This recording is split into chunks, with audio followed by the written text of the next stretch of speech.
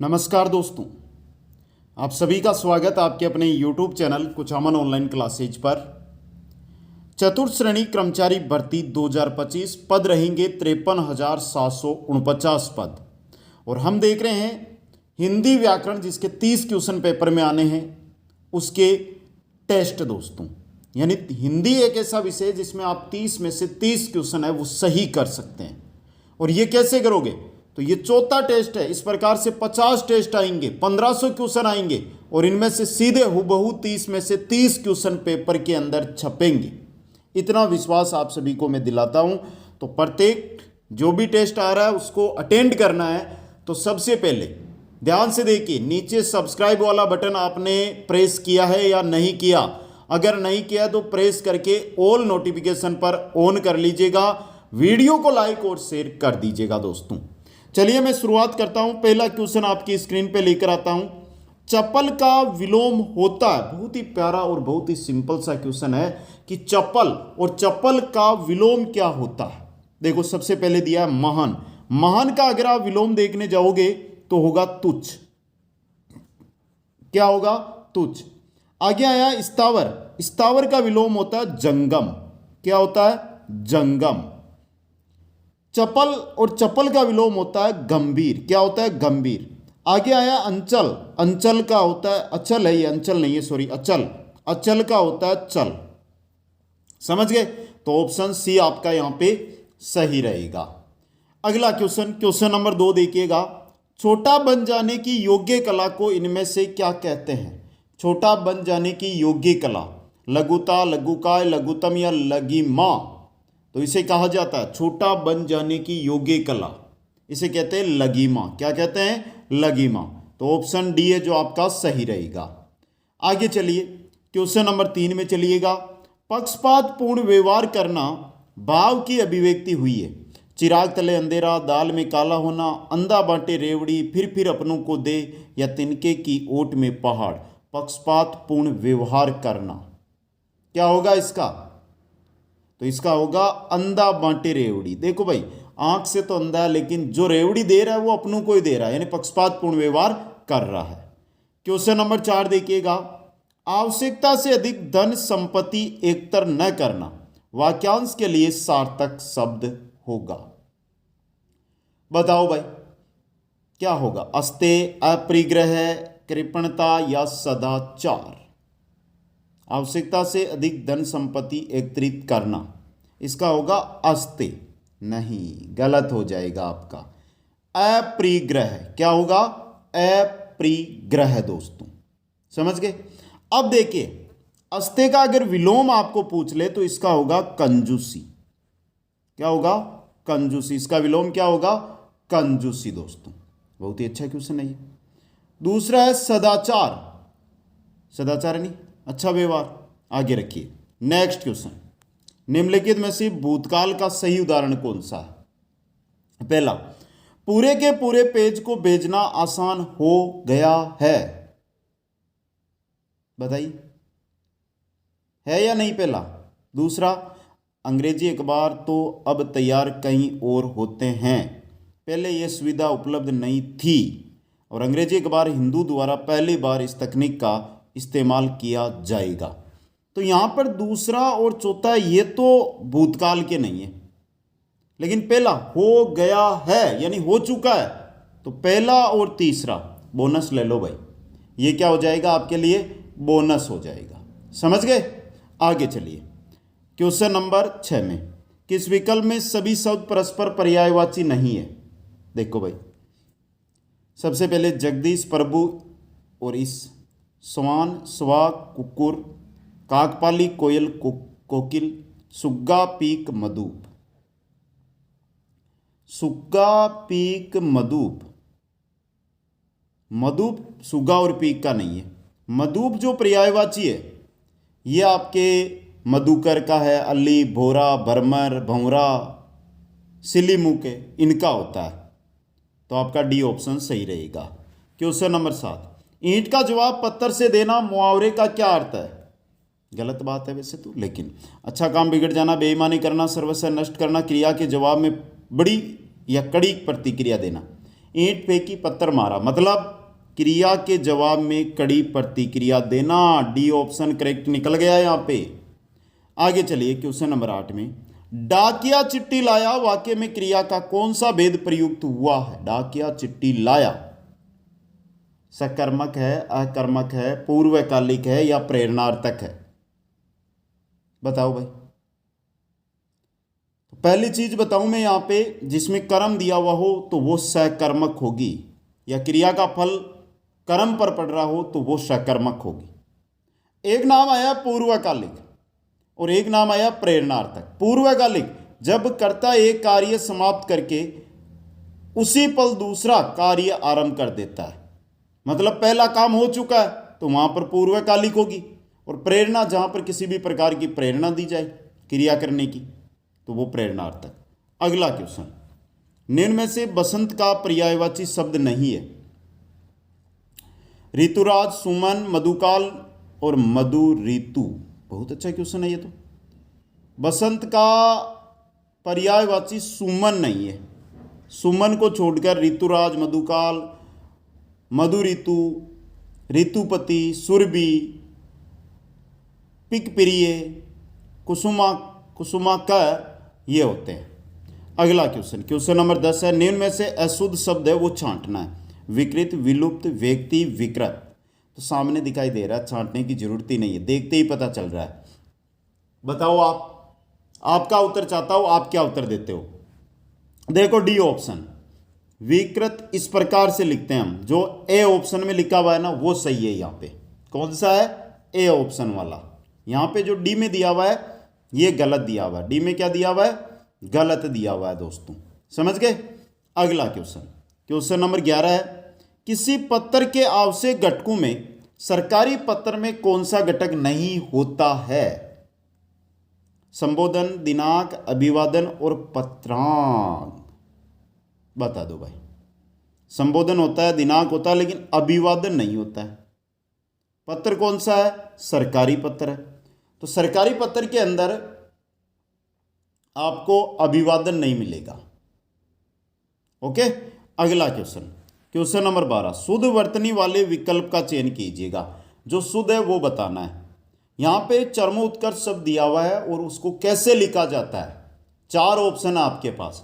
मैं पर्याप्त समय भी इसलिए दे रहा हूं जिससे आप अपना उत्तर है वो सही कमेंट कर सके। यहां पर चरमोत्कर्ष लिखा जाता है ऑप्शन 1 के अनुसार, चरम प्लस उत्कर्ष। भाई संधि बताओ रे। जब आपको ऊपर एक ही मात्रा मिले, जब आपको ऊपर एक ही मात्रा मिले, ऐसी दृष्टि में हमेशा गुण संधि होती है। सर जी कैसी संधि हुआ है? गुण संधि हुआ है। ओके, आगे चलो भाई।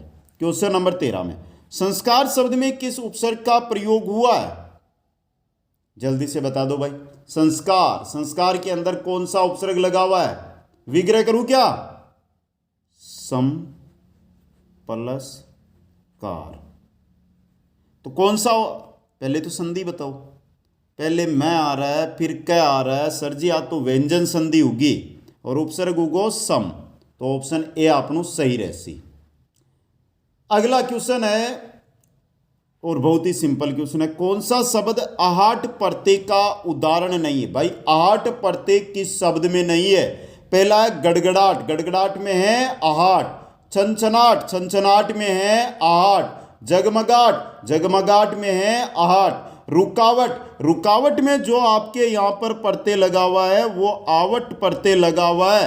रुक प्लस आवट, रुक प्लस आवट, समझ गए? तो 3 पहले, दूसरे, तीसरे में तो आहट, आहट है, लेकिन यहां पर आवट है। आहट और आवट थोड़ा सा फर्क है, लेकिन ऑप्शन डी सही रहेगा।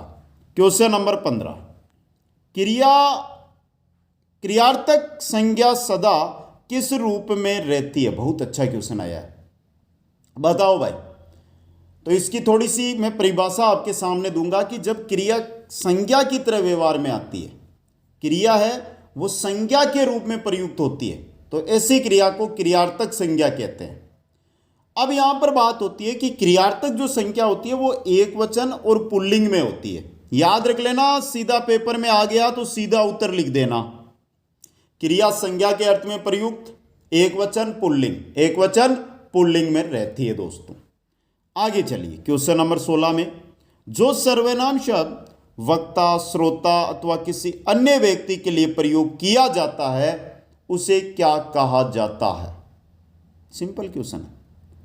जो सर्वनाम शब्द वक्ता खुद के लिए प्रयोग करे या दूसरों के लिए प्रयुक्त करे, जैसे मैं बात करूं मैं, हम, तुम, आप, वह, वे, यह, वे, तो ये सभी किस में आते हैं? पुरुषवाचक सर्वनाम में आते हैं। किस में आते हैं? पुरुषवाचक सर्वनाम में आते हैं। क्वेश्चन नंबर 17, इंग्लिश वाले साथी हो जाओ भाई तैयार और बता दो जल्दी से उत्तर। डिस्क्रिपेंसी, डिस्क्रिपेंसी का अर्थ क्या होगा? विवेक, विसंगति, बर्खास्त करना, अव्यवस्था। विवेक कौन सा इंस होता है? और बर्खास्त डिसमिस, अव्यवस्था चाउस।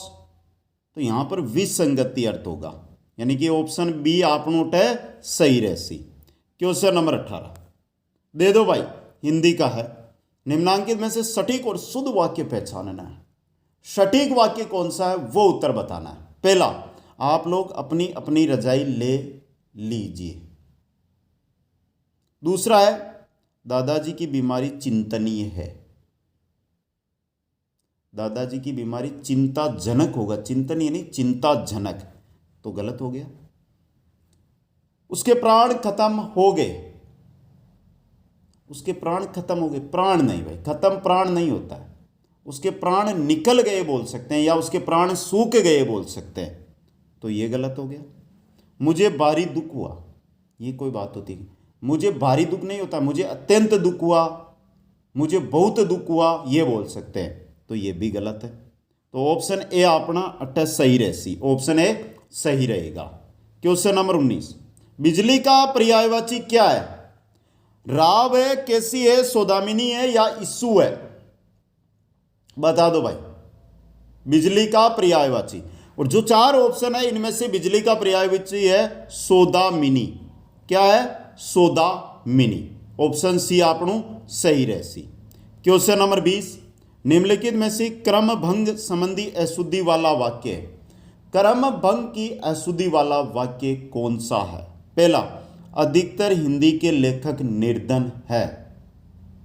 दूसरा है, सहकारिता का अर्थ मिलजुल कर काम करना है, हम रात में भोजन करते हैं, यह आप पर निर्भर है। भाई पहला देखो, हिंदी के अधिकतर लेखक निर्धन है, यह बनता, हिंदी के अधिकतर लेखक निर्धन है, तो अपना ऑप्शन ए यहां पे सही रहेगा। क्वेश्चन नंबर 21, निम्न में से सर्वनाम शब्द है नींद, रोग, सफाई कौन? और इससे सिंपल क्वेश्चन तो दुनिया में कोई नहीं होगा। देखो कौन दिया हुआ है, जो पर्सनवाचक सर्वनाम है। कौन क्या है? पर्सनवाचक सर्वनाम है दोस्तों। ओके, आगे चलो 22 नंबर क्वेश्चन में, कई लोग आए थे, इस वाक्य में कहीं किस प्रकार का विशेषण है? कहीं, अब गिनती तो फिक्स नहीं है कि कितने आए थे लोग, 5, 10, 15, 20, फिक्स संख्या तो नहीं बताई ना कि 20 लोग आए थे, तो निश्चित हो जाता। कहीं मतलब अनिश्चित है, तो अनिश्चित संख्यावाचक, अनिश्चित संख्यावाचक दोस्तों।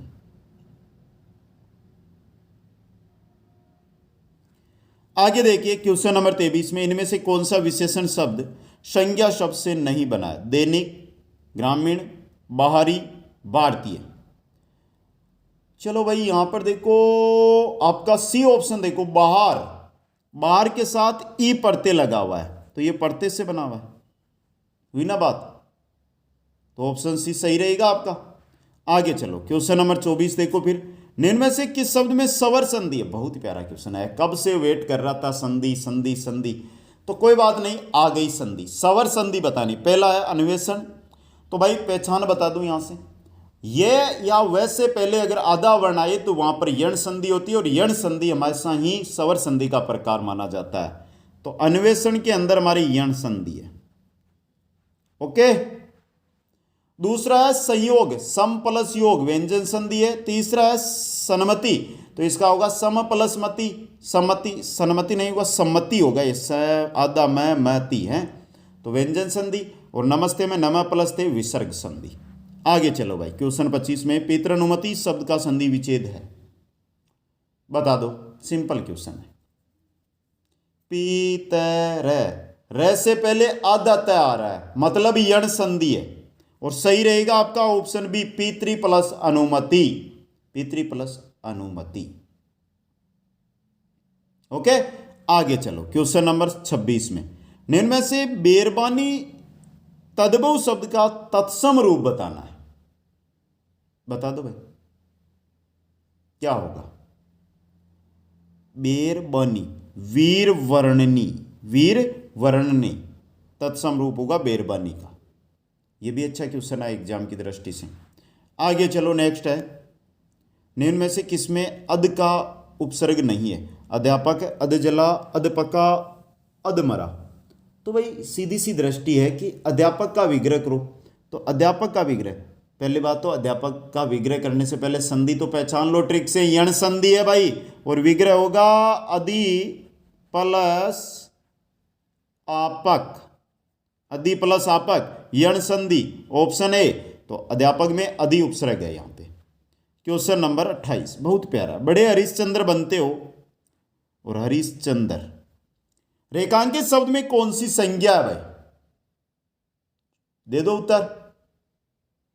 हरिश्चंद्र का अर्थ क्या होता है, हरिश्चंद्र, यहां पर हरिश्चंद्र, बड़े हरिश्चंद्र बनते हो, तो यहां हरिश्चंद्र कोई नाम नहीं है, हरिश्चंद्र की तुलना की गई है, और हरिश्चंद्र का मतलब यहां पर होगा, वो होगा सत्य बोलने वाला। मतलब किसका बात हो रही है यहां पे भाई, जल्दी से बात करो, यहां पे जल्दी से उत्तर दो, आपका देखता हूं मैं। हरिश्चंद्र सत्य बोलने वालों के लिए एक जाति का बोध करा रहा है, तो बी ऑप्शन आप नोट सही रहसी। क्वेश्चन नंबर 29 है, रजनी बत्ती जलाकर अपने कमरे में पढ़ रही है, उक्त वाक्य में अकर्मक क्रिया है, कौन सा शब्द जोड़ने से वह सकर्मक क्रिया बन जाएगी। रजनी है जो बत्ती जलाकर अपने कमरे के अंदर पढ़ रही है, बहुत प्यारा सा क्वेश्चन है। ओढ़नी, समाचार पत्र, मेज या चुपचाप।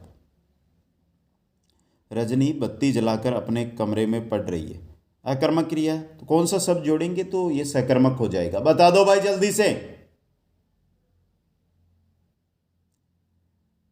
बताओ जल्दी से। देखो, रजनी बत्ती जलाकर अपने कमरे में समाचार पत्र पढ़ रही है, तो यह बन जाएगा सकर्मक। ऐसे क्वेश्चन आते हैं सर जी, बहुत कठिन क्वेश्चन आया था, पता ही नहीं चला पेपर में कहां से आ गया। अरे आया जो हमने पढ़ा वही है। ओके, क्वेश्चन 30, एक पन दो काज मुहावरे का उचित अर्थ क्या है, बता दो। एक साथ दो दो दोस्त, गलत बात। एक साथ दो दो लाभ, गलत बात। एक प्रयत्न से दो काम हो जाना, भाई आप जयपुर जा रहे हो किताब खरीदने, और वहां पर आपका एक और काम हो जाए दूसरा, तो दो काम हो गए, गए तो एक काम से थे आप, तो एक प्रयत्न से दो काम हो जाना।